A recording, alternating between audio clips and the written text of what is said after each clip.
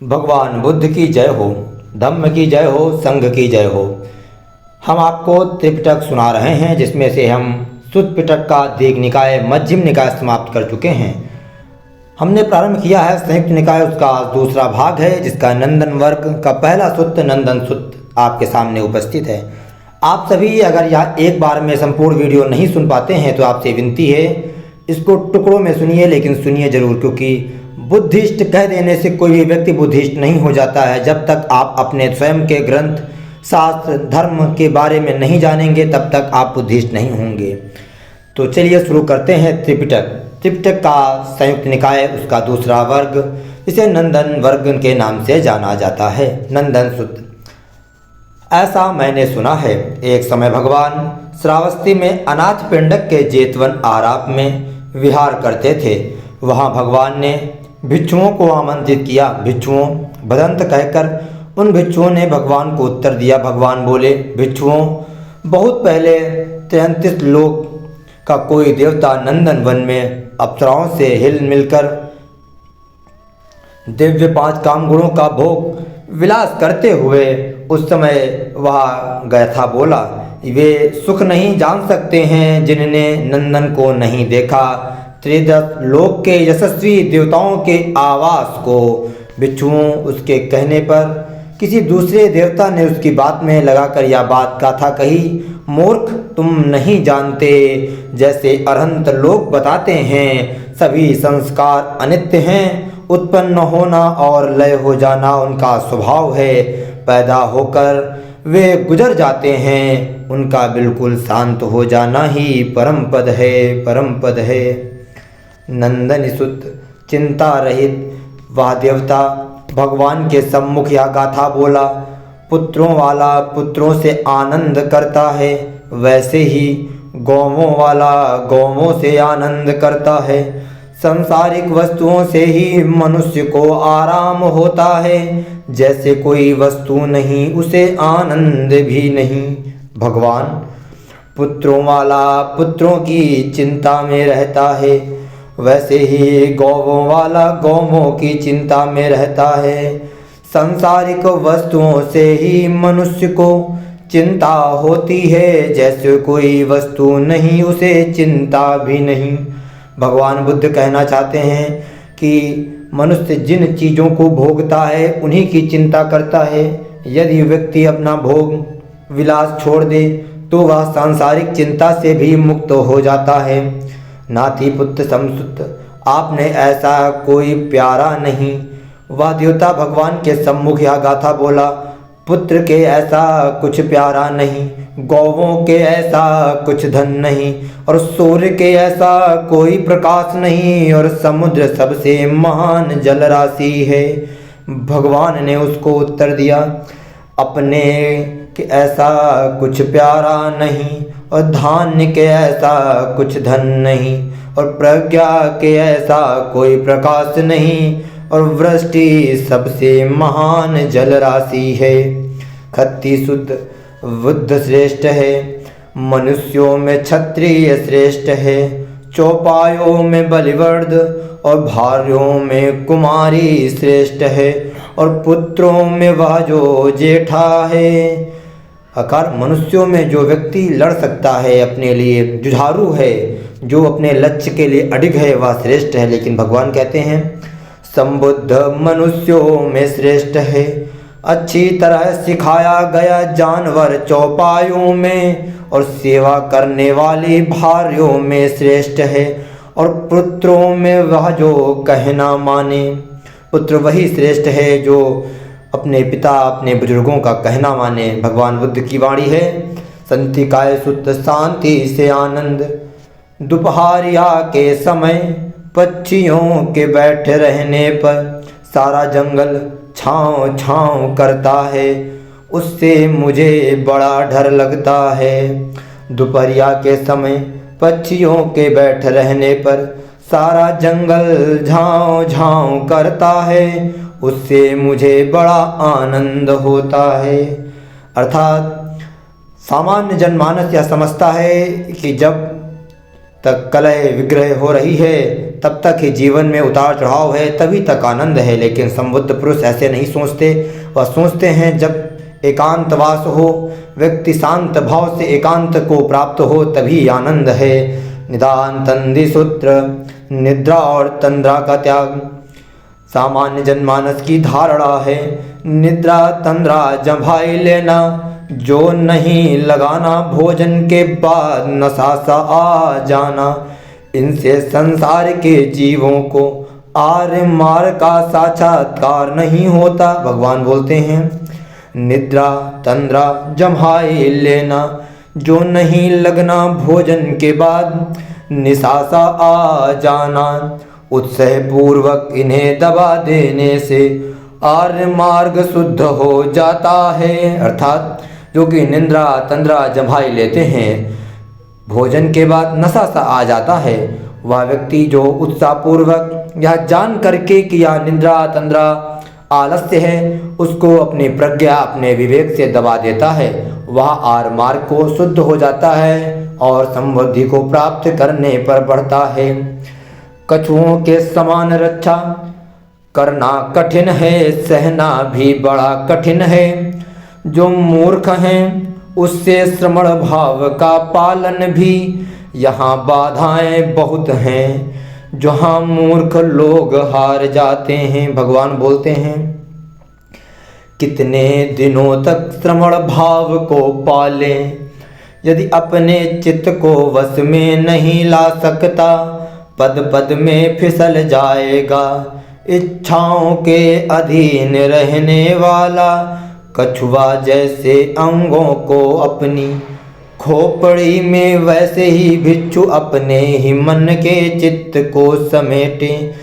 स्वतंत्र किसी को कष्ट न देते हुए शांत हो गया, किसी की भी निंदा नहीं करता है।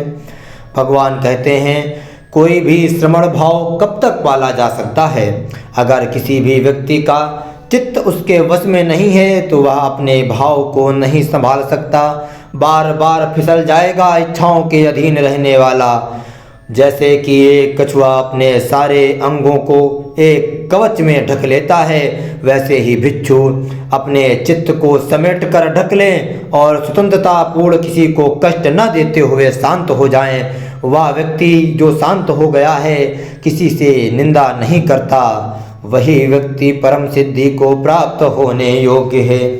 हे सुत्तु, पाप से लजाना, संसार में बहुत कम ऐसे पुरुष हैं जो पाप कर्म करने से लजाते हैं। वे निंदा से वैसे ही चौंके रहते हैं जैसे सिखाया हुआ घोड़ा चाबुक से। भगवान बुद्ध कहते हैं संसार में बहुत कम ऐसे पुरुष हैं जो पाप करने में लज्जा करते हैं, शर्म करते हैं। निंदा से वह वैसे ही चौंके रहते हैं जैसे सिखाया हुआ घोड़ा चाबुक से, उसको चाबुक की आहट सुनते ही वह मुड़ जाता है।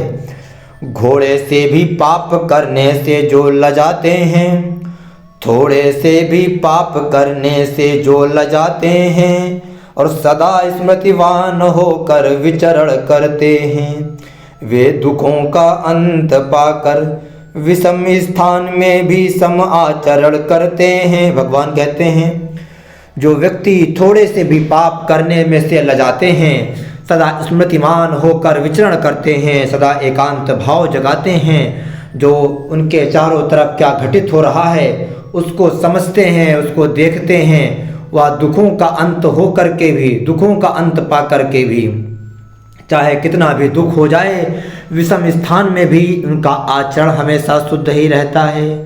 इसीलिए कहते हैं कि व्यक्ति बुरा होता है, परिस्थितियां बुरी नहीं होती। अगर अच्छा व्यक्ति है तो वह विषम से विषम परिस्थितियों में भी अच्छा आचरण करेगा।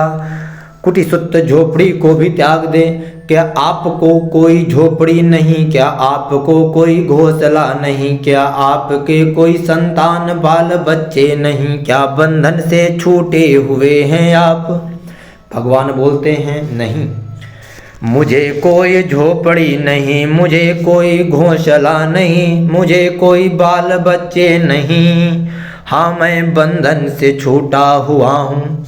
यहाँ झोपड़ी का मतलब है घर से, घोंसला का मतलब है उन सगे संबंधियों से जहाँ आप समूढ़ वासना में फंसते हैं, इस माया जाल में रच जाते हैं। बाल बच्चे, संतान व माया जाल जहाँ आप फंस जाते हैं। भगवान बुद्ध कहते हैं, मैं इन सभी बंधनों से छूटा हुआ हूँ। न मेरा कोई अपना है, ना कोई पराया है। न मैं किसी का अपना हूँ, न मैं किसी का पराया हूँ। न कोई मुझे अपना मानता है, न मैं किसी और को अपना मानता हूँ। न कोई मुझे से ये कहता है कि आप मेरे नहीं हैं, न मैं किसी से कहता हूँ कि आप मेरे नहीं हैं।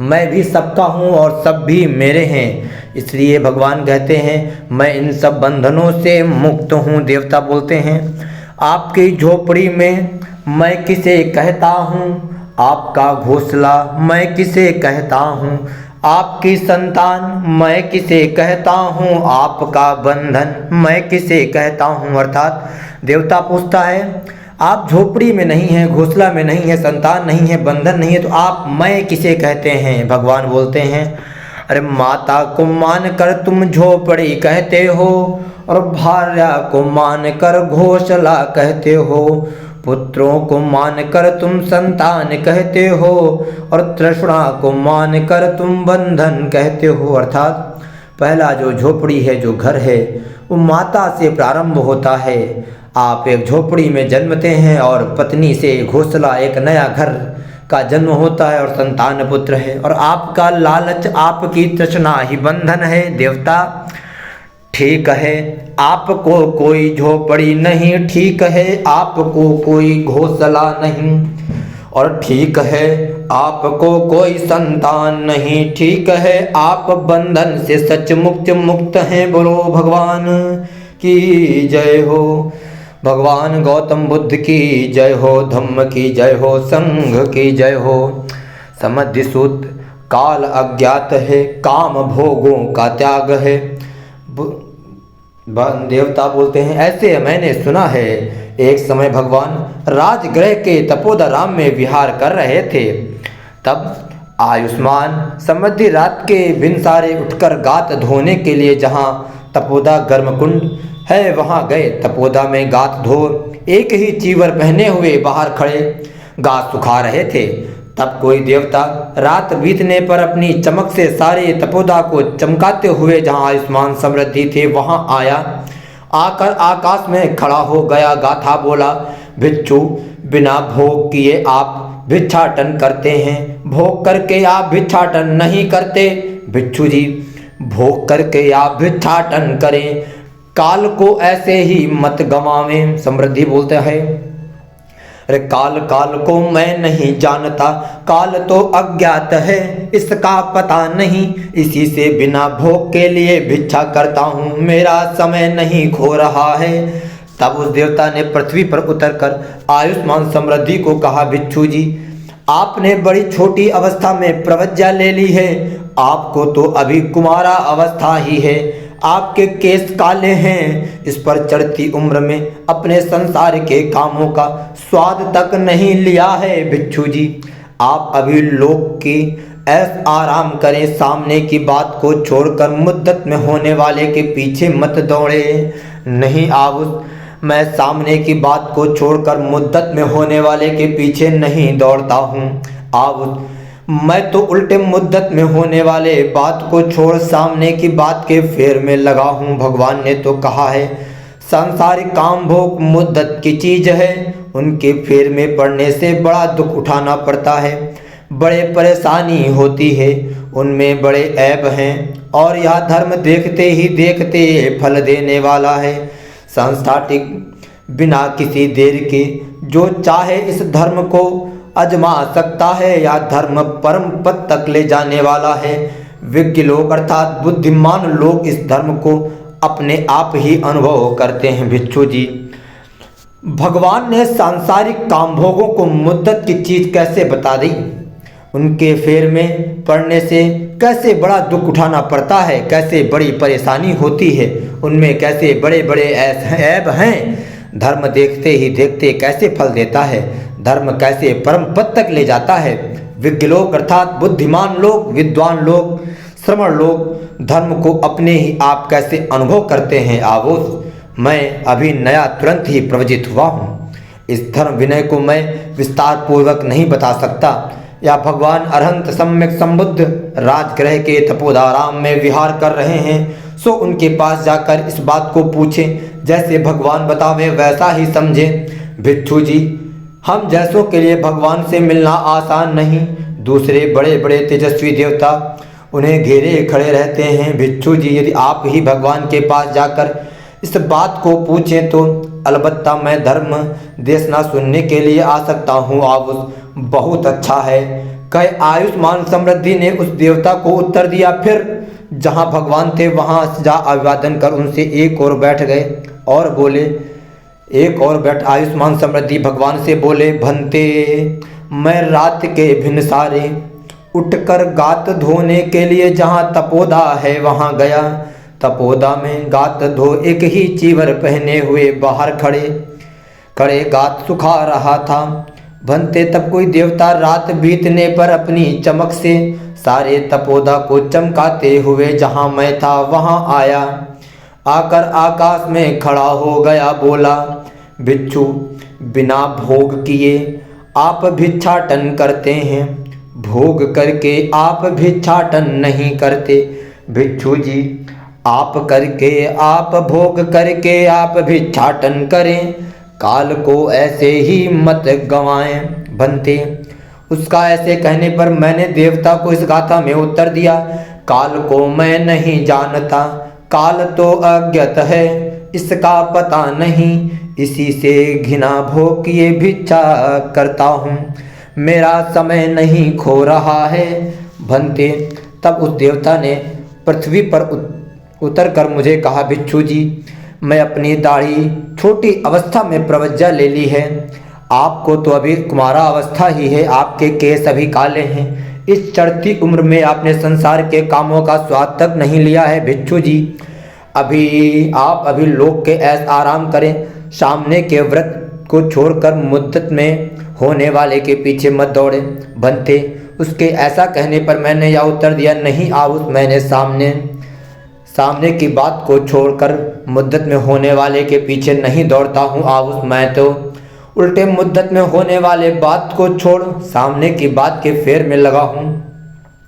भगवान ने तो कहा है, सांसारिक काम भोग मुद्दत की चीज है, उनके पीछे पड़ने से बड़ा दुख उठाना पड़ता है, बड़े परेशानी होती है, उनमें बड़े बड़े ऐब हैं, और यह धर्म देखते फल देने वाला है, बिना किसी देरी के जो चाहे इस धर्म को आजमा सकता है। यह धर्म परम पद तक ले जाने वाला है। विज्ञ लोग अर्थात विद्वान लोग इस धर्म को अपने आप ही अनुभव करते हैं। भंते, मेरे ऐसा कहने पर उस देवता ने कहा, जो अलबत्ता मैं धर्म देश न सुनने के लिए आ सकता हूँ। भंते, यदि उस देवता ने सच कहा तो यह अवश्य यहाँ कहीं पास में खड़ा होगा। इस पर उस देवता ने आयुष्मान समृद्धि को कहा, हाँ भिक्षुओं, मैं पहुँच गया हूँ। तब भगवान ने उस देवता को गाथा में कहा, अरे सभी जीवों को सभी जीव कहे न वाले संज्ञा भर के हैं, उनकी स्थिति कहे जाने भर में है, इस बात को बिना समझे लोक मृत्यु के अधीन हो जाते हैं, जो कहे भर को समझता है वह आत्मा की मिथ्या दृष्टि में नहीं पड़ता। उस क्षीणाश्रो भिक्षु को ऐसा कुछ रह नहीं जाता जिससे उस पर कोई दोष आरोपित किया जाए। यच्छ, यदि ऐसे किसी क्षीणाश्रो को जानते हो तो कहो। भंते, भगवान कोई संक्षेप से कहेगा अर्थ मैं विस्तार पूर्वक नहीं समझता, यदि कृपा कर भगवान इस संक्षेप से कहे गए का अर्थ विस्तार पूर्वक बता दे तो मैं समझ सकूं। भगवान बोले, किसी के बराबर हूँ, किसी से ऊंचा हूँ अथवा नीचा हूँ, जो ऐसा मन में लाता है वह उसके कारण झगड़ सकता है। जो 3 प्रकार से अपने चित्त को स्थिर रखता है उसे बराबर या ऊंचा होने का ख्याल नहीं होता। यच्छ, यदि ऐसे किसी को जानते हो तो कहो। भंते, भगवान के संक्षेप से कहे गए इसका भी अर्थ मैं विस्तार पूर्वक नहीं समझता, यदि कृपा कर भगवान इस संक्षेप से कहे गए का अर्थ विस्तार पूर्वक बतावे तो मैं समझ सकूं। भगवान बोले, जिसने राग द्वेष और मोह को छोड़ दिया है, जो फिर माता के गर्भ से में नहीं पड़ता, नाम रूप के प्रति होने वाली सारी तृष्णा को काट डाला है, उस कटे गांठ वाले दुख मुख तृष्णा रहित को खोजते रहने पर भी नहीं पाते। देवता लोग या मनुष्य इस लोक में या परलोक में, स्वर्ग में या सभी लोक में, यदि ऐसे किसी को जानते हो तो कहो। भंते भगवान के संक्षेप से कहे, इसका विस्तार पूर्वक तो मैं यो जानता हूँ।